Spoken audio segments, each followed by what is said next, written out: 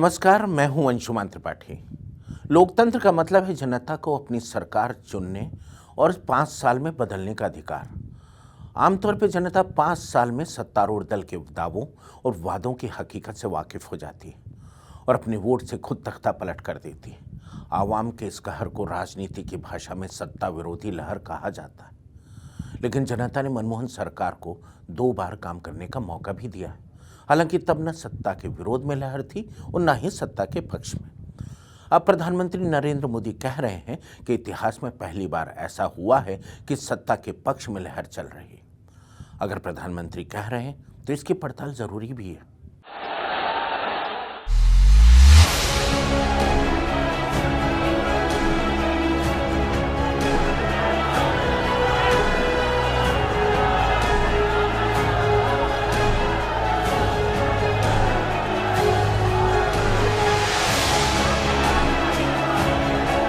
वाराणसी में उमड़ा अपार जनसागर और गगनभेदी नारे अपने आप में ये दावा करते हैं कि ऐसा भव्य विहंगम स्वागत किसी प्रधानमंत्री का ही हो सकता है।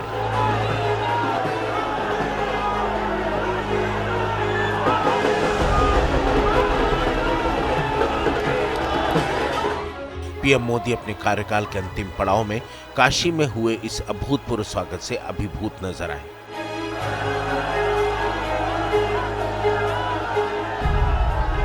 वे बहुत कृतज्ञ महसूस करते रहे। भाव विहल होकर वे कह उठते कि सत्ता पर जनता का विश्वास न सिर्फ बरकरार है बल्कि उनकी सत्ता के पक्ष में लहर चल रही है। देश में लोग खुद कह रहे हैं फिर एक बार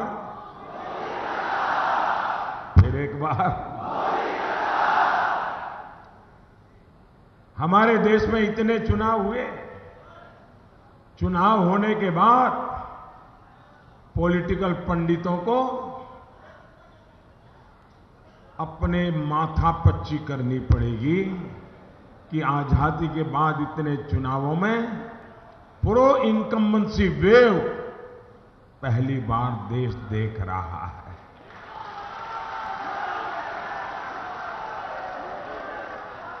जनता ने मन बना लिया है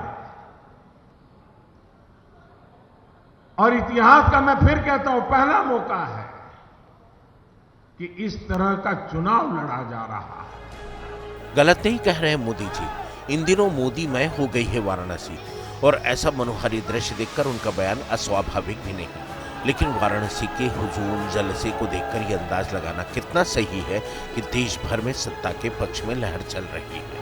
दरअसल मोदी जी के साथ में श्वास भरे विश्लेषण के पीछे ठोस वजह भी है और इसकी सबसे बड़ी वजह है पाकिस्तान की सीमा में घुसकर बालाकोट में जैश ए मोहम्मद के ट्रेनिंग कैंप पर हमले का सख्त फैसला।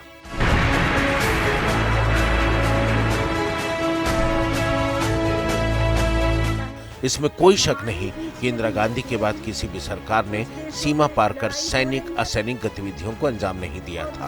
भोली आम जनता इसे पाकिस्तान को सबक सिखाने का दुस्साहस मानकर बेहद प्रसन्न है। हालांकि सच ये भी है कि किसी सैन्य ठिकाने या एक भी आम पाकिस्तानी को कतई नुकसान न पहुंचने की पूरी एहतियात के साथ आतंकी ठिकानों पर यह कार्रवाई की गई थी और पहले भी सर्जिकल स्ट्राइक की जाती रही है।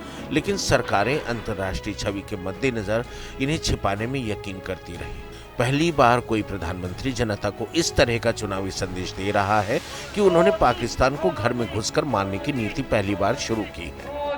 मोदी मोदी मोदी बोलो मोदी मोदी।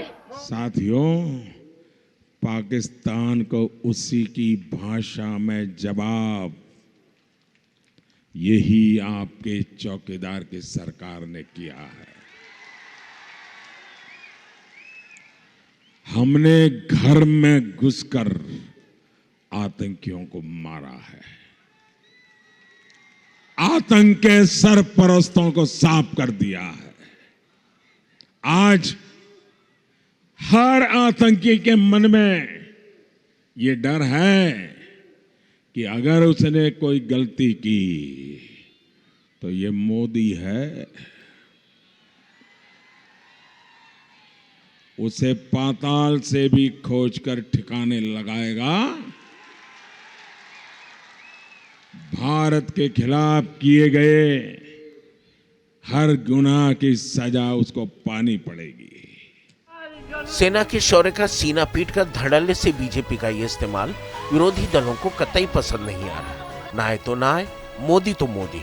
चुनाव आयोग गूंगा बहरा हो गया है। पाताल से खोजकर मारूंगा जैसे किसी प्रधानमंत्री का बयान देश के युद्धोन्मादियों के हुंकारों को भड़काने के लिए काफी है। हिंदू राष्ट्रवादियों को चुनावी लहर बनाने में प्रधानमंत्री और उनके मंत्रियों की क्रोधाग्नि भरे बयानों से काफी मदद मिली। भूख और बेरोजगारी से लड़ रहे समाज को भरमाने के लिए इससे बेहतर रणनीति और क्या हो सकती है। दरअसल देश के हिंदी भाषी प्रदेशों में सामंतवाद की जड़ें इतनी गहरी हैं कि थानेदार को थप्पड़ मार देने वाला ही सच्चा नेता माना जाता है। ऐसे में पाकिस्तान में घुसकर हमला करने को तो ऐसा मतदाता प्रधानमंत्री पद की सबसे जरूरी योग्यता मान बैठता है। कहा यही जा रहा है कि मोदी है तो मुमकिन है।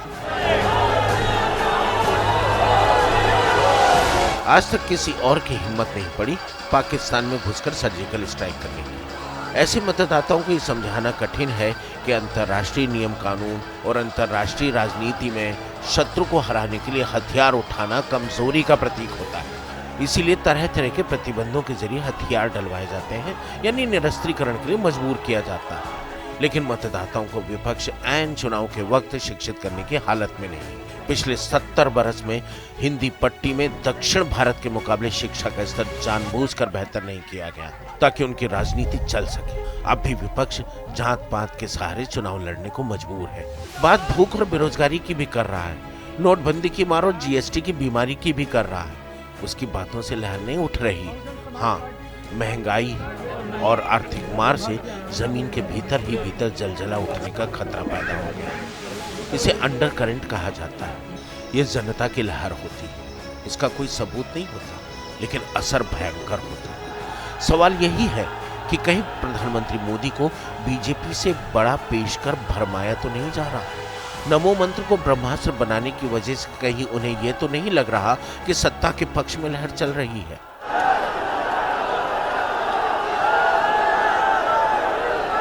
दरअसल भीड़ देख सत्ता के पक्ष में लहर को आंका जा रहा है। सत्ता के पास धनबल होता है। धनबल से जनबल जुटाना कोई बड़ी बात नहीं। मनरेगा में लंबे वक्त से भुगतान की रुकावट ने निचले तबके के लोगों को चुनाव के वक्त नया रोजगार दे दिया। अच्छी बात है, चुनाव इस लिहाज से अच्छे भी है। इन दिनों सत्तारूढ़ पार्टी 500 रुपए प्रतिदिन और खाना पीना देती है, तो दूसरी पार्टियां कुछ कम अदा करती। दरअसल एक अनुमान के मुताबिक 2019 के लोकसभा चुनाव में 1 लाख करोड़ रुपए खर्च किए जा रहे हैं, जिसका 90% हिस्सा बीजेपी खर्च रही है। यह इसलिए भी सच मालूम पड़ रहा है क्योंकि राजनीतिक दलों को घोषित तौर पर जो चंदा दिया जा रहा है उसका 90% हिस्सा बीजेपी को मिल रहा है। ऐसे में महीने भर से ज्यादा चलने वाला आम चुनाव सही मायने में लोकतंत्र का पर्व बन गया है। झंडे, बैनर, टेंट, टीवी विज्ञापन, प्रचार सामग्री, बड़े पैमाने पर गाड़ियों और विमानों का इंतजाम, ठहरने, रहने और खाने की व्यवस्था और इसके अलावा भी बहुत कुछ वोटरों को लुभाने के लिए किया जा रहा है।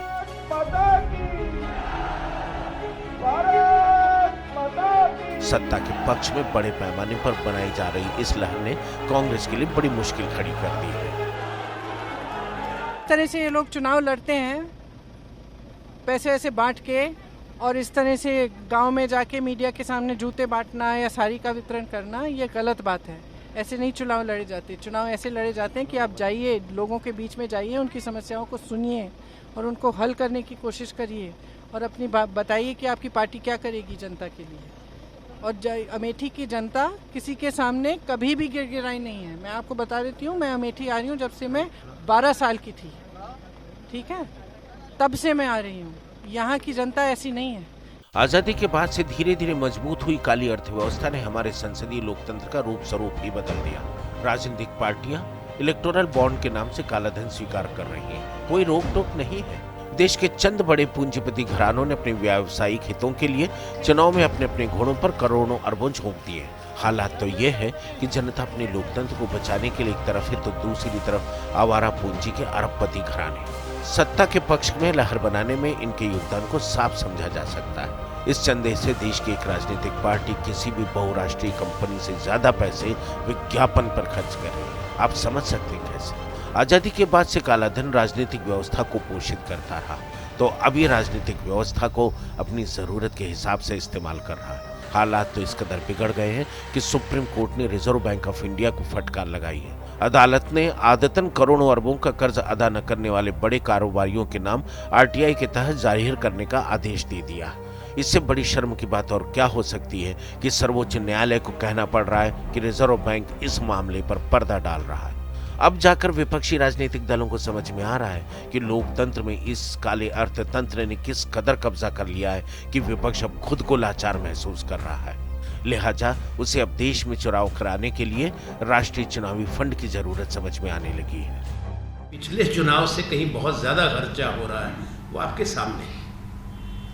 इसीलिए हमने अपने मैनिफेस्टो में जो कई चीजें कही हैं उसमें ये बात कही कि इलेक्टोरल रिफॉर्म्स होने चाहिए, चुनाव की प्रक्रिया में सुधार होना चाहिए और एक नेशनल फंड कायम करेगी कांग्रेस पार्टी जब हम जीत सरकार अगर हम बनाएंगे, ताकि पारदर्शिता भी आए और पैसे का प्रयोग, उसका प्रभाव कम किया जाए हमारे प्रजातंत्र पर।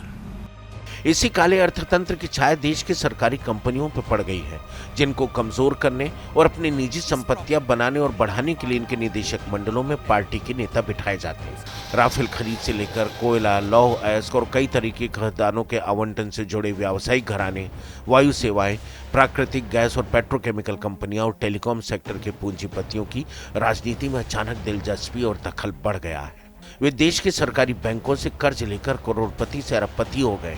ये गिद्ध की तरह जल्द बिकने वाली सरकारी कंपनियों की लूट के लिए कतार लगाए बैठे। असलियत तो ये है कि सत्तारूढ़ दल को संसाधनों की कोई कमी नहीं, वहीं योजनाबद्ध तरीके से विपक्षी दलों के काले धन के सारे स्रोत बंद कर दिए गए हैं। नोटबंदी जैसे कठोर कदम उठाने के पीछे भी इसे ही एक बड़ी वजह माना जाता है। बताया जाता है कि 2018 के यूपी विधानसभा चुनाव के वक्त तो तंगहाली की वजह से कांग्रेस को समाजवादी पार्टी से समझौते के लिए मजबूर होना पड़ा। बीजेपी की सबसे बड़ी कामयाबी तो ये मानी जानी चाहिए कि उसने विपक्षी एकता की न सिर्फ हुंकारों को शांत कर दिया, बल्कि एक बड़े दावेदार नीतीश कुमार को अपने पाले में कर लिया। अगर रणनीति की बात करें तो राष्ट्रीय स्वयंसेवक संघ और बीजेपी कांग्रेस मुक्त भारत अभियान में पिछले 10 साल से काम कर रही है। उसकी छवि बिगाड़ने से लेकर उनकी रसद कहां से आती, इस पर भी शोध हुआ। इस बार विपक्षी दलों के नेताओं के ठिकानों पर पड़े छापों को भी इसी के तहत देखा जा रहा है। छापों से विरोधी दलों की माली कमर तोड़ दी गई। ऊपर से इन छापों का चुनावी इस्तेमाल विपक्ष की छवि खराब करने में भी किया जा रहा है। मध्य प्रदेश में सरकार बनी अभी 6 महीने नहीं हुए हैं, लेकिन इनकी मास्टरी देखिए, इनकी कलाकारी देखिए। अरबों खरबों रुपये की लूट के सबूत मिल चुके हैं भाइयों, सबूत मिल चुके हैं। बड़े बड़े लोगों के बंगलों से कैसे करोड़ों का काला धन इधर से उधर हुआ, इसके सबूत आज सामने खड़े हैं। मारे डर के कुछ राग दरबारी कल तो किसी के यहां से रुपये पड़े तो कांग्रेस के इस परिवार के खासम खास वहां पहुंच गए। संसाधनों के दम पर जमीन से आसमान तक बीजेपी के प्रचार का चक्रवात दिखाई पड़ रहा है। पीएम मोदी और अमित शाह समेत सभी स्टार प्रचारक पूरे देश को दिन में कम से कम एक बार जरूर नाप रहे हैं। शायद ऐसे ही मंजर को देखकर पीएम मोदी पहली बार सत्ता की पक्ष में लहर बता रहे हैं। 2004 में भी इसी तरह इंडिया शाइनिंग का भौकाल खड़ा किया गया था, लेकिन मोदी की रणनीति बीजेपी के स्वर्गीय नेता प्रमोद महाजन से अलग है। उस वक्त सकारात्मक प्रचार पर जोर दिया गया। क्यों? क्योंकि अटल जी की छवि एक उदारवादी राष्ट्रवादी की थी। मोदी जी उनसे एकदम अलग है। अपने पूरे कार्यकाल में मोदी अपनी सियासी गतिविधियों और फैसलों से नुकसान की खबरों को मैनेज करने में सबसे बेहतर रहे हैं। उन्हें खबरों पर नियंत्रण के लिए आपातकाल भी नहीं लगाना पड़ा। कहा जाता है कि गुजरात के मुख्यमंत्रित्व वाले दौर में उनकी नेगेटिव खबरों को या तो दबाया जाता रहा है या फिर विरोधी की कमियों से जुड़ी खबरों को ऐसे मौकों पर जबरदस्त तरीके से उछाल दिया जाता रहा। भूलना नहीं चाहिए कि बीजेपी के मीडिया इंचार्ज के रूप में नरेंद्र मोदी ने अपनी मीडिया मैनेज करने की क्षमता विकसित की थी। 3 बार गुजरात के मुख्यमंत्री पद को सुशोभित करने के पीछे उनकी ये कला बेहद काम आई। नकारात्मक छवि के साथ ही सही लगातार मीडिया में बने रहने का हुनर उन्हीं के पास है। उनके तर्कश में हर स्तर के मतदाता को वशीभूत करने लायक हर तीर है। भाषण के साथ भाव और भाषा के जबरदस्त उतार चढ़ाव और डायलॉग डिलीवरी के खास अंदाज के साथ जब वो शब्दों के शरसंधान करते हैं तो हर राजनीतिक उनके सामने पानी भरता है।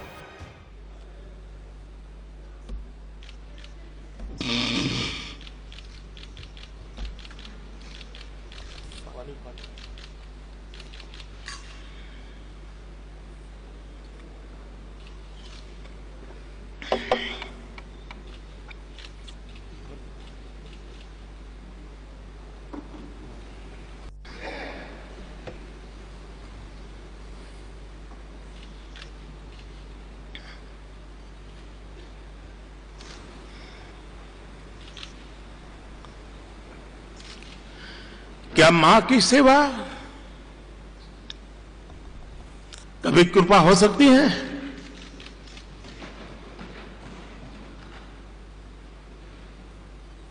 कतई नहीं हो सकती।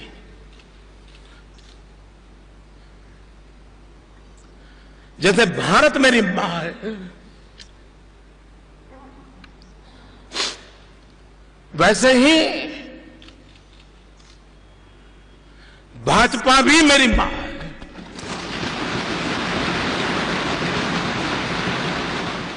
मशहूर अर्थशास्त्री अमर्त्य सेन का तो मानना है कि कांस्टेंट डिस्ट्रैक्शन यानी लगातार ध्यान भटकाने की कला में प्रधानमंत्री नरेंद्र मोदी की कोई सानी नहीं है और यही उनकी सफलता का राज भी है। अब इन चुनाव में प्रधानमंत्री मोदी विकास पर कम और पाकिस्तान से शुरू होकर राष्ट्रवाद, बालाकोट, पुलवामा, साध्वी प्रज्ञा, राम भक्त, पटेल और नेहरू से होते हुए अब अति पिछड़ी जाति के मुद्दे पर ज्यादा जोर दे रहे हैं।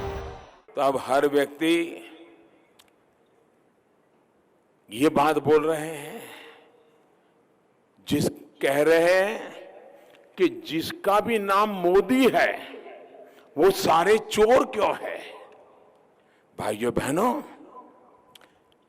पिछड़ा होने की वजह से हम पिछड़ों को अनेक बार ऐसी परेशानियां झेलनी पड़ी है। अनेक बार कांग्रेस और उसके साथियों ने मेरी हैसियत बताने वाली, मेरी जाति बताने वाली गालियां देने में कोई कमी नहीं रखी है। बीजेपी की रणनीति उत्तर भारत के नुकसान की भरपाई उड़ीसा, कर्नाटक, केरल, पश्चिम बंगाल और उत्तर पूर्व के राज्यों से करने की थी। पश्चिम बंगाल के ध्रुवीकरण से टीएमसी और बीजेपी दोनों को फायदा मिलता दिखाई दे रहा है। नुकसान के खतरे के बावजूद पूर्वोत्तर में एनआरसी के मुद्दे को टेस्ट के तौर पर उतारा गया है। जाहिर है इस मुद्दे से पूरे देश में हिंदू मुसलमान ध्रुवीकरण करने की भावी योजना है। बीजेपी ने कहना भी शुरू कर दिया है कि पूरे देश में एनआरसी लागू किया जाएगा। एनआरसी को देश भर के अंदर एनआरसी को इंप्लीमेंट कर एक राष्ट्रीय स्तर पर नेशनल रजिस्टर ऑफ सिटीजन्स की रचना करेंगे। सिटीजनशिप अमेंडमेंट बिल जो आसपास के देशों से वहां की धार्मिक लघुमती जो यहां शरणार्थी बनकर आई है, इनको नागरिकता देने के लिए भी हमने अपनी प्रतिबद्धता को दोहराया है। सत्ता के पक्ष में लहर अगर है तो उसके पीछे यही मोदी मैजिक है, लेकिन इस बार मोदी मैजिक चलेगा क्या ये कहना मुश्किल है। फिर भी हमारा देश चमत्कार को नमस्कार करता है। पीएम मोदी ने एक चमत्कारी राजनीतिज्ञ की छवि बनाई है। इसमें हिंदुत्व की छौंक लगाकर उन्होंने एक ऐसी बड़ी जमात खड़ी कर ली है जो मोदी के विरोध में कोई दलील सुनने को तैयार नहीं। सारे तर्क तब बेकार हो जाते हैं जब ऐसे युवा कहते हैं कि कुछ भी हो अपना मोदी आएगा। अपना मोदी आएगा, तू उठ जा अपने भ्रम से, तू मान ले इस बात को, झूठे नहीं सच्चे वादे के इस बात को ना मुकराएगा। आएगा अपना मोदी आएगा, अमित जैसा शाहलाला तुझे ना मिल पाएगा। अपना मोदी आएगा, ये बहुमत से ही आया था फिर बहुमत लेकर आएगा। अपना मोदी आएगा, अपना मोदी आएगा, अपना मोदी आएगा। कैसे आएगा, क्यों आएगा, इससे कोई मतलब नहीं। कहना न होगा कि इस बार ऐसे 15 करोड़ युवा मतदाता अपने मताधिकार का प्रयोग कर रहे हैं। यही भावी भारत का भविष्य तय करेंगे। ये भी तय करेंगे कि बालाकोट जैसे फैसले जरूरी हैं या रोजगार, या फिर दोनों। इनमें मोदी समर्थक ज्यादा मुखर है। केवल कुछ फीसदी युवा खुलकर रोजगार, महंगाई, शिक्षा और स्वास्थ्य की बात कर रहे हैं। फिर भी बड़ी तादाद में नौजवान खामोश हैं। इसी नई पीढ़ी को तय करना है कि लहर सत्ता के पक्ष में है या सत्ता विरोधी लहर। अंशुमान त्रिपाठी, सूर्या समाचार। और आखिर में यही कहना चाहेंगे कि सत्ता के पक्ष में लहर के सच को अगर आप सचमुच समझना और महसूस करना चाहते हैं तो आप अपना टीवी, कंप्यूटर, मोबाइल कुछ देर के लिए बंद कर दीजिए। आपको महसूस हो जाएगा कि कोई लहर भी है या नहीं। आज सिर्फ इतना ही, फिर मिलेंगे नए मुद्दे के साथ। जय हिंद, जय भारत।